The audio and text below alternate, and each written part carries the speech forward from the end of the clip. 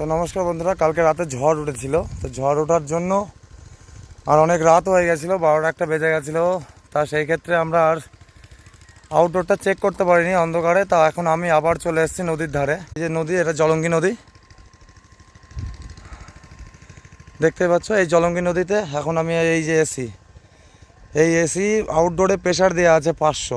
তো এবার আমরা জলে ডুবিয়ে মালটাকে চেক করব যে লিক হচ্ছে নাকি। চলো তাহলে জলে চোবানো যাক। তো বন্ধুরা দেখতে পাচ্ছ, জলের মধ্যে আউটডোর কিন্তু চোবানো আছে। আমি জলের মধ্যে চুবিয়ে রেখে দিয়েছি। তো তারপরে দেখছি যে কোনো রকম লিক আছে নাকি। তো লিক থাকলে যে বাবলস উঠবে, তো দেখতে পাচ্ছ মেশিনে কিন্তু প্রেশার দেওয়া আছে, কোনো রকম বাবলস কিন্তু আসছে না। তো বন্ধুগণ, লিক কিন্তু পেলাম না। তো আমার কন্ডেন্সারটা ওয়াশ করা হয়ে গেল একবারে। তো আমি এই যে ওটা তুলে নিয়েছি ওপরে। নেক্সট ভিডিওতে দেখাবো কুলিং।